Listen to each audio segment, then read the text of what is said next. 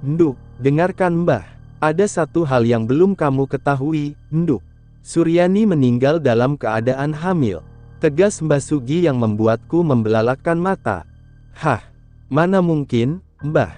Bahkan sampai Yani mati pun, dia mengaku masih perawan. Mbah yang memandikan jenazahnya, timpal Mbah Sugi. Aku terdiam tak percaya bagaimana bisa. Mas Ipul bilang dia tak pernah menyentuh Suryani, bahkan Yani sendiri menegaskan itu padaku. Apa Yani hamil di luar nikah? Ah, tapi mana mungkin gadis polos jebolan pesantren seperti dia bisa hamil di luar nikah? Mbah yakin? Tanyaku memastikan. Nduk, Mbah ini sudah lama jadi paraji. 5 tahun berhenti dari profesi itu tidak akan membuat Mbah lupa dengan pengetahuan Mbah dan menjadi ngawur. Benar juga, Mbah Sugi dulunya seorang paraji, yang biasa membantu orang melahirkan, membenarkan posisi bayi, juga membantu membenarkan posisi rahim untuk orang yang ingin memiliki momongan. Bertahun-tahun dia menggeluti dunianya itu. Namun, 5 tahun kemarin Mbah memutuskan berhenti dan tidak menerima apapun yang berhubungan dengan bayi. Entah kenapa. Berapa bulan, Mbah tidak tahu kepastiannya, yang jelas saat Mbah lihat, bayi itu sudah jadi. Sudah berbentuk dengan sempurna, hanya saja karena Yani bertubuh tinggi dan langsing, perutnya tidak kentara. Pikiranku makin berkecamuk mendengar penjelasan Mbah Sugi.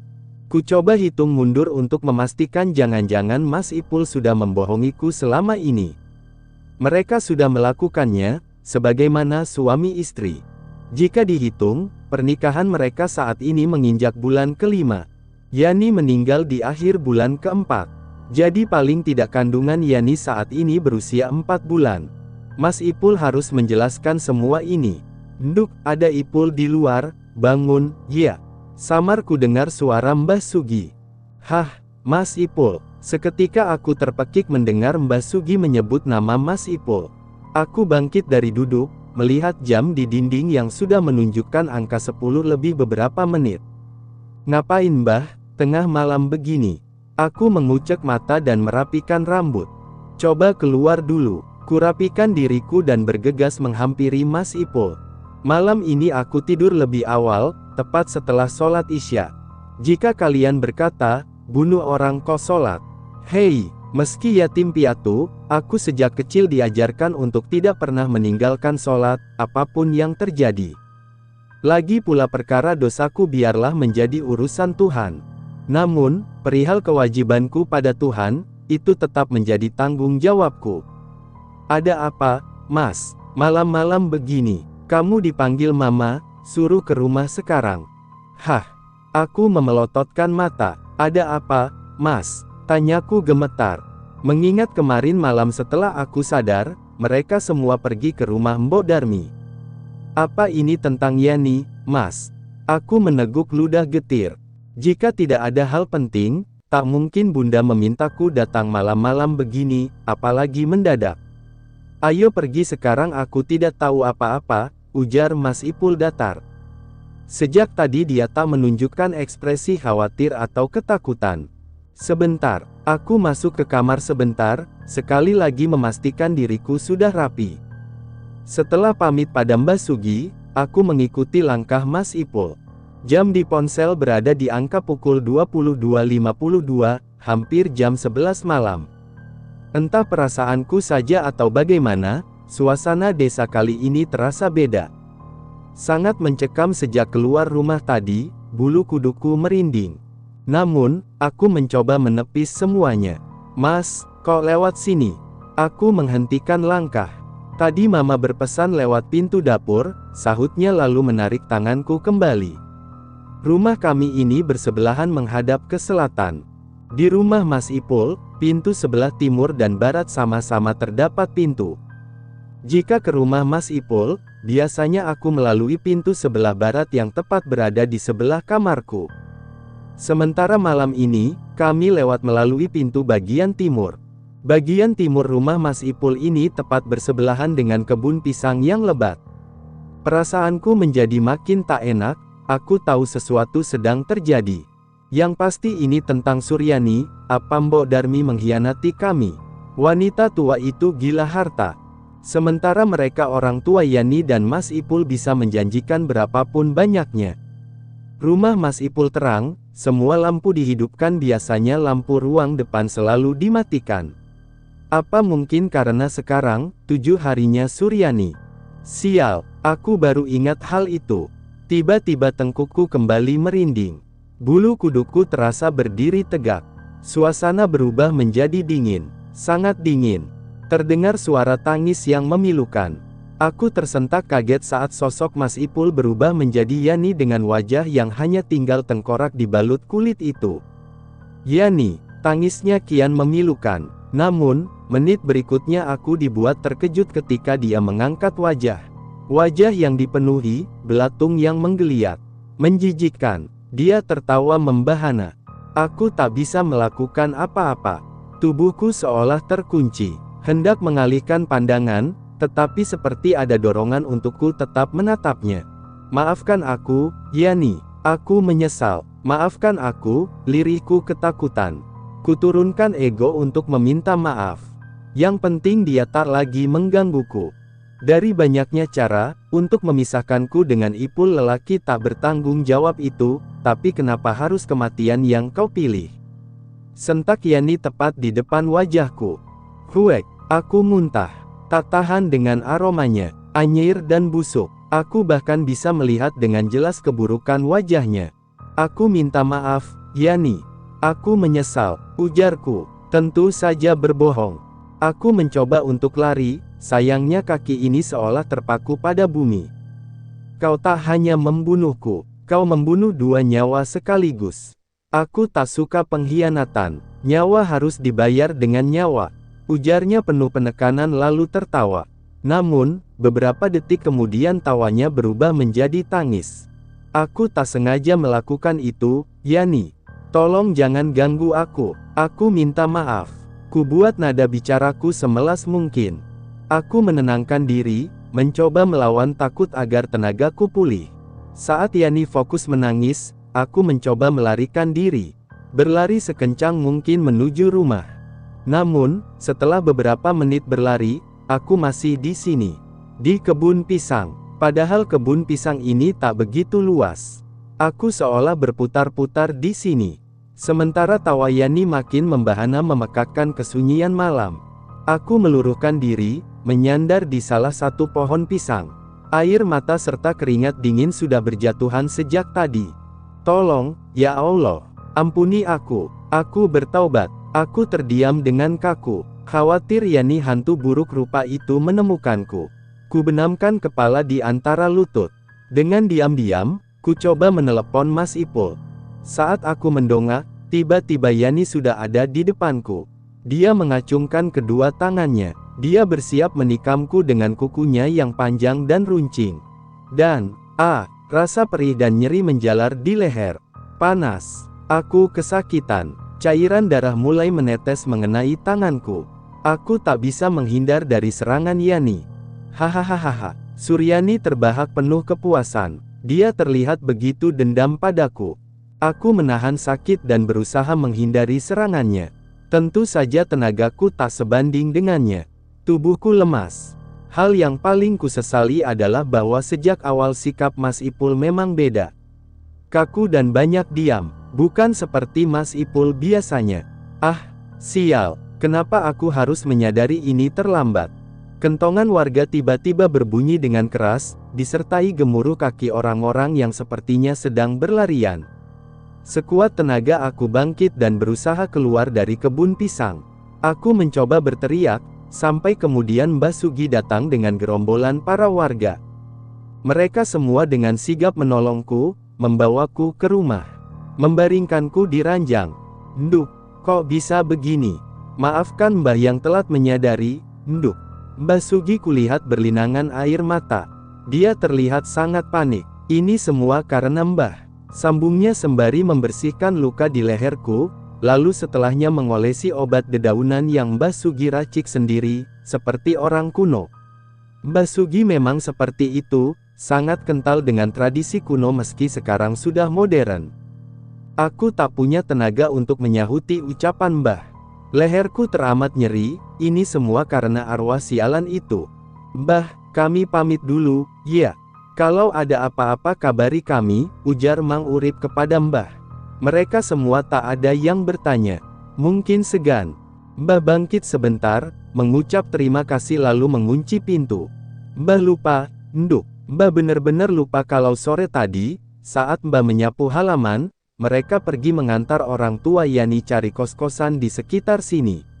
Ipul juga ikut, bilangnya kalau keburu malam sekalian nginep di rumah Pak Yadi, di kampung sebelah, ujar Mbah Sugi panjang yang membuatku terbelalak. Pantas saja semua lampu di rumah Mas Ipul menyala. Tidak ada yang dimatikan. Mbah, ini semua karena hantu sialan itu. Aku meringis perih. Aku bahkan tak menyangka jika hantu Suryani bisa setega itu. Pasalnya ketika dia hidup, sikapnya begitu lemah lembut. Dia seperti bukan Suryani, atau karena rasa dendam dia begitu. Dia tak hanya mengganggumu. Semua warga sudah beberapa hari ini mengaku diteror. Itu mengapa orang tua Suryani ingin menepi dulu, karena tidak sanggup mendengar anaknya digunjingkan di dusun ini. Mbah menyelesaikan kegiatannya mengobati leherku. Pantas saja tiba-tiba warga kembali menjadwal ronda. Padahal sudah lama ronda ditiadakan. Namun, terlepas dari itu aku sangat bersyukur. Seandainya tidak ada bapak-bapak itu, mungkin aku sudah mati sekarang. Maksud Mbah, Yani jadi arwah gentayangan? Tanyaku ragu. Aku berbicara sambil menahan perih di leher. Cengkraman Suryani rupanya cukup dalam. Mbah mengangguk berat. Dari pembicaraan orang-orang yang Mbah dengar, mereka mengalami hal yang sama. Ada yang mengetuk pintu rumah, tapi saat dibuka ternyata wanita berhijab memakai baju setelan ungu muda. Wajahnya, Mbah Sugi tak melanjutkan pembicaraannya. Ungu muda, bukankah itu wanita di persimpangan jalan? Ya, aku ingat dia. Yani memang suka warna ungu muda. Hampir dari koleksi gamisnya berwarna demikian. Tapi yang kutemui, dia bukan Yani, nduk. Mbah akan membantu cari tahu. Tapi sementara ini, kamu jaga diri baik-baik. Kamu cucu Mbah satu-satunya. Ingatkan Ipul juga, timpal Mbah Sugi memotong ucapanku. Maksud Mbah bukan Yani bagaimana? Tanyaku bingung. Lalu bagaimana Mbah tahu itu? Sambungku. Mbah Sugi menatapku sekilas. Lalu menghela napas perlahan. Banyak yang tak ku ketahui tentang sosok Mbah Sugi. Nenek tiriku itu seolah menyimpan banyak misteri. Istirahat dulu, nduk. Setelah kesehatan kamu pulih, Mbah akan memberitahumu sesuatu. Mbah Sugi meninggalkan kamar tanpa menunggu jawabanku. 2 hari masa penyembuhanku, akhirnya aku bisa beraktivitas dengan bebas. Sempat ke bidan desa sekali, untuk memastikan tidak ada infeksi. Setelah dikabari kondisiku, esoknya Mas Ipul dan Bunda kemari untuk menjenguk. Sebelum ku ceritakan, ternyata Bunda dan Mas Ipul sudah tahu dari cerita Mang Urip, bahwa aku diserang arwah Suryani. Hal itu membuat Bunda dan Pak Yadi menjadi keheranan. Yang Bunda tahu aku dan Suryani sahabat dekat. Itu pasti akan mengundang tanya bagi Bunda. Ku ceritakan semuanya, bahwa dia datang dengan menyamar sebagai Mas Ipul. Bunda terlihat begitu khawatir. Malam ini Mas Ipul serta orang tuanya datang ke rumah, untuk memastikan kondisiku. Kujelaskan bahwa aku sudah jauh lebih baik. Namun, ada hal tak terduga terjadi. Tanpa meminta persetujuanku terlebih dahulu sebelumnya, atau bahkan sekedar memberi kabar, tiba-tiba Mas Ipul melamarku, tepat di depan Bunda dan Pak Yadi beserta Mbah Sugi. Aku sok tak percaya, kenapa Mas Ipul mengambil keputusan secepat ini. Bukannya aku tak senang, aku justru sangat bahagia. Tapi kematian Yani belum genap 40 hari. Hal itu pasti akan membuat Bunda emosi. Apalagi Yani menantu kesayangannya. Perihal kehamilan Yani, aku belum memberitahu siapapun. Aku rasa bukan waktu yang pas. Ditambah aku tidak punya bukti apapun. Ipul, kamu ini apa-apaan? Ini bukan waktunya bercanda, timpal Bunda menanggapi ucapan Mas Ipul. Mbah Sugi hanya diam. Aku nggak bercanda, Ma. Aku beneran mau menikahi Ros. Kasihan dia menjadi incaran arwah Suryani. Setidaknya biar aku bisa jagain Ros, jelas Mas Ipul tak menyerah. Lagi pula, apa Mama nggak capek dituduh menjadikan Suryani tumbal di keluarga kita? Aku melongo dalam beberapa saat, memang sempat ku dengar dari Mbah Sugi, kalau warga sekitar menuduh kematian Suryani karena ditumbalkan. Sungguh aku tak menduga Mas Ipul seberani itu. Apa, makam anakku saja masih basah dan kau mau nikah lagi? Tiba-tiba Bu Asma menimpali ucapan Mas Ipul. Dia dan Pak Kumis sudah berdiri di ambang pintu kamar. Jantungku berdetak lebih cepat dari biasanya. Sekujur tubuh tiba-tiba terasa panas dingin. Kenapa Bu Asma dan suaminya si Kumis itu tiba-tiba ada di sini? Ini makin memperkuat dugaan kami bahwa anakmu ini tidak bertanggung jawab. Dia dan wanita ini memang sengaja menyingkirkan anakku. Bu Asma berteriak histeris. Dia menunjukku dengan penuh emosi. Jaga ucapan ibu, kami tidak mendidik anak kami seperti itu. Saya tahu Ipul dan Suryani memang baru kenal, belum ada cinta antara mereka. Tapi saya bisa jamin anak saya tidak seperti itu. Pak Yadi menyahuti ucapan Bu Asma. Suasana tiba-tiba menjadi gaduh. Aku melotot geram pada Mas Ipul. Semua ini gara-gara dia. Aku tahu niatnya bagus, tapi sayangnya dia mengatakan itu di waktu yang tidak pas. Anak saya wanita baik. Dia perempuan yang solihah. Besar di lingkungan agamis. Tidak mungkin Suryani melukai perempuan itu jika bukan karena dia yang sudah melakukan sesuatu pada anak saya. Bu Asma mendekat dengan tatapan tajam ke arahku. Sejak awal saya sudah menduga, jika wanita ini bermuka dua. Tunjuknya tepat di depan wajahku. Tubuhku gemetar ketakutan, Mbah Sugi mencoba membelaku. Sementara Bunda dan Pak Yadi tak lagi bersuara. Kalian salah. Suryani tidak seperti yang kalian bicarakan. Tidak ada wanita baik-baik yang hamil di luar nikah. Sahut Mbah Sugi penuh penekanan. Dia berdiri mendekat ke arah Bu Asma. Hamil? Siapa yang hamil? Timpal Bunda heran. Bu Asma berdiri di tempatnya dengan kaku. Wajahnya berubah pias. Jangan asal nuduh kalau tidak ada bukti. Memangnya siapa yang hamil, Mbah? Bunda ikut berdiri menghampiri Mbah Sugi. Sebenarnya aku tidak ingin mengatakan ini. Pantang bagi kami membicarakan aib jenazah. Tapi kalian sebagai keluarga harus tahu, bahwa Yani sudah hamil. Dia meninggal dalam keadaan hamil. Tegas Mbah Sugi. Apa? Jadi selama ini kami ditipu? Mas Ipul ikut menimpali. Jangan asal bicara kalian semua. Dan kau, Ipul, kalau Suryani hamil, berarti itu anakmu. Kalian itu suami istri. Bantah Pak Kumis ikut berbicara. Ketika emosi, lelaki itu terlihat makin sangar dan menakutkan. Mas Ipul menautkan kedua alisnya. Tentu saja, dia pasti tak merasa telah melakukan itu dengan Suryani. Kuberi dia kode agar tak lagi bicara. Aku tak mau dia keceplosan bahwa tak pernah menyentuh Suryani. Itu akan menambah kecurigaan mereka bahwa Mas Ipul dan Suryani tak pernah berhubungan dengan baik. Tidak, timpal Mbah Sugi. Pandangan kami semua mengarah pada Mbah Sugi penuh tanya. Usia kandungannya bisa kutebak berusia 5 bulan atau bahkan lebih. Sebab kondisi janin sudah berbentuk sempurna, sambung Mbah Sugi. Jangan asal bicara nenek tua, teriak Pak Kumis. Tenang, Pak, tenang. Jangan sampai tetangga lain dengar. Om Yadi mencoba menenangkan yang konon sahabat dekatnya itu. Mbah tahu dari mana? Tanya Bunda lembut. Aku yang memandikan jenazahnya. Aku seorang paraji. Aku tahu dan hafal bentuk bayi, sahut Mbah Sugi yakin. Kalian ini, saya sudah salah mempercayakan anak semata wayang kami pada keluarga kalian. Dan kau, nenek tua, ingat, perkataanmu barusan akan kami mintai pertanggungjawaban. Ujar Pak Kumis emosi sebelum kemudian pergi. Setelah kepergian Bu Asma dan Pak Kumis, Bunda meminta penjelasan pada Mbah Sugi tentang apa yang dibicarakannya. Saya tidak sedang asal bicara, Bunda. Kalian sudah mencoba memeriksa kamar Yani. Saya tidak tahu, tapi mungkin di sana ada petunjuk, sahut Mbah Sugi tenang.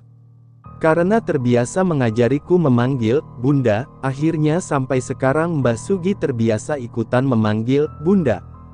Belum, Mbah. Akan kami coba, timpal Bunda. Ma, jika diingat. Memang agak aneh. Tiba-tiba saja malam itu orang tua Yani datang untuk menjodohkan kita. Iya, kan, ujar Mas Ipul. Benar juga, Om Yadi menyahuti. Maaf, sudah membuat gaduh di rumah Mbah. Iya. Sudah malam, kami pamit pulang. Kalau ada apa-apa sama Yani segera hubungi kami, ya. Bunda bangkit. Mbah Sugi hanya menimpali dengan senyuman. Setelah kepulangan Mas Ipul, aku tak bisa tidur. Aku belum berani tidur sendiri. Maka kuputuskan untuk tidur di kamar Mbah Sugi. Kurai ponsel dan menekan aplikasi berlogo F. Mungkin semua bukti tentang Suryani memang tidak ada, tetapi jejak digital kejam. Jejak digital tidak bisa dihilangkan. Kutelusuri akun Facebook Suryani. Dalam hal beginian aku cukup pintar. Aku mencari list pertemanan Suryani. Kucari teman yang akrab dengannya, yaitu yang paling sering menandai akun Suryani di postingannya sendiri. Setelah pertemananku di ACC, aku mengirim pesan kepada akun yang bernama Anissa Bakia itu. Dia yang paling sering menandai akun Yani dan sering berbalas komentar. Lalu melanjutkan tindakanku dengan scroll postingan-postingan Yani ke bawah. Baru kali ini aku membuka akun Facebooknya.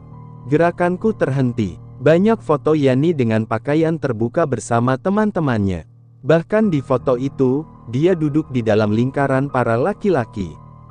Setelah kuamati, sepertinya aku mengenali lelaki yang duduk di sebelah Yani.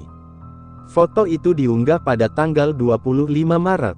1 bulan sebelum Suryani dan Mas Ipul menikah. Setelah cukup lama, akhirnya aku mengingat lelaki itu. Ya, kalau tidak salah, dia pria yang kutemui saat ke rumah Mbok Darmi waktu itu. Dia mencekal tanganku dan tersenyum penuh arti. Kusimpan foto tersebut ke galeri. Kentongan warga tiba-tiba berbunyi. Sepertinya ini tanda darurat. Lalu tak lama kemudian seseorang menyalakan speaker musala, mengatakan bahwa malam ini seluruh warga diharapkan berjaga. Kubangunkan Mbah Sugi yang rupanya sejak tadi dia memang tak tidur. Di luar terdengar ramai orang. Mbah, di luar ada apa? Aku bangkit duduk dan menyender pada kepala ranjang. Mbah menghela napas panjang. Entahlah. Oh iya, yang Mbah bilang mau kasih tahu aku sesuatu kalau sudah sehat. Soal apa Mbah? Tanyaku penasaran. Mbah Sugi bangkit dan duduk bersebelahan denganku. Nduk, setelah ini, Mbah harap kamu tidak melakukan kesalahan yang sama, ya, ujar Mbah Sugi serak. Dia menatapku sendu. Maafkan Ros, Mbah. Ros bingung pada saat itu. Mbah Sugi menarik napas dalam, lalu turun dari ranjang menuju lemari di sudut kamar. Terlihat dia mengeluarkan sebuah kotak berwarna coklat tua dari lemari bagian bawah. Aku tak pernah melihat kotak itu sebelumnya. Sepertinya memang sengaja Mbah Sugi sembunyikan. Apa itu, Mbah? Tanpa menjawab pertanyaanku, Mbah Sugi membawa kotak berukuran sedang itu kemari. Aku mengubah posisi duduk. Paku, tanyaku bingung, setelah kotak tersebut dibuka. Di dalamnya berisi satu buah paku yang rasanya tak asing bagiku. Aku merasa pernah melihat paku yang sama sebelumnya. Mbah Sugi mengeluarkan paku tersebut. Paku berkarat yang masih terlihat berkilau. Aku ingat, aku pernah melihatnya di rumah Mbok Darmi. Pada saat itu dia menunjukkannya padaku sebagai jaminan kalau dia tidak akan membocorkan pada orang tua Suryani. Mbah Sugi mengeluarkan paku tersebut perlahan. Mbah Buyut menamakan ini paku kembar reksa. Kembar reksa, timpalku bingung. Mbah Sugi menatapku sekilas, lalu kembali memindai paku tersebut. Dulu, Mbah Buyut mempunyai dua paku yang sama. Itu kenapa dinamakan kembar. Reksa memiliki arti penjaga. Satu paku diberikan pada Mbah, satu lagi. Mbok Darmi, tebaku memotong ucapan Mbah Sugi. Mbah Sugi menatapku tak percaya. Dari mana kamu tahu, Nduk? Mbah Sugi menunjukkannya padaku, Mbah. Dia menjadikan paku itu sebagai jaminan. Tapi pada saat itu aku tak menerimanya. Kupikir dia hanya main-main. Itulah alasan Mbah kenapa kamu tidak boleh memberitahu Darmi kalau kamu cucu Mbah. Darmi orang yang licik, Nduk, sahut Mbah Sugi menunduk. Wajah tuanya terlihat begitu lesu, seolah menyimpan banyak beban. Lalu apa hubungannya dengan paku ini, Mbah? Dan apa hubungan Mbah Sugi dengan Mbok Darmi? Tanyaku makin penasaran. Paku ini peninggalan Mbah Buyut, Nduk. Benda keramat dari orang zaman dahulu. Mbah Buyut mendapatkannya saat bertapa di Batu Merah. Mbah Sugi melempar pandangannya ke arah depan. Kepercayaan orang dulu, paku ini bisa membawa kebaikan, bisa juga sebaliknya. Tergantung siapa yang mengendalikan. Jadi, tanyaku bingung. Aku mengerutkan kening. Tak paham dengan apa yang Mbah Sugi katakan. Ternyata kamu masih terlalu dini untuk mengetahui ini. Mbah Sugi meletakkan paku tersebut ke dalam kotak, dan mengembalikan ke tempat semula. Mbah, ada hubungan apa dengan Mbok Darmi? Kenapa dia memiliki paku itu juga? Bukankah itu punya Mbah Buyut? Mbah Sugi terdiam beberapa saat, seolah berat untuk mengatakan. Darmi lahir 2 tahun setelah Mbah. Dia anak dari Bude, cucu perempuan kedua yang lahir di hari yang sama dengan Mbah. Berweton Jumat Kliwon yang dipercaya orang zaman dulu, weton tersebut diakui sebagai pemegang cakra ajna bumi dan mahkota langit. Dari 5 orang cucu Mbah Buyut, hanya Mbah dan Darmi yang dipercaya. Jujur saja, penjelasan Mbah Sugi benar-benar tak bisa kupahami. Dia memang orang yang begitu berpegang teguh pada keyakinan Jawa kuno. Jadi Mbah Sugi dan Mbok Darmi saudara sepupu. Mbah Sugi mengangguk samar. Tapi kenapa kalian seperti orang tak kenal? Sebelum Mbah Sugi menjawab, kentongan warga di luar kembali ditabuh dengan keras. Disertai suara gemuruh orang-orang. Di saat yang bersamaan, dari arah dapur terdengar seperti benda-benda yang berjatuhan. Tepat saat jarum jam berada di angka 12.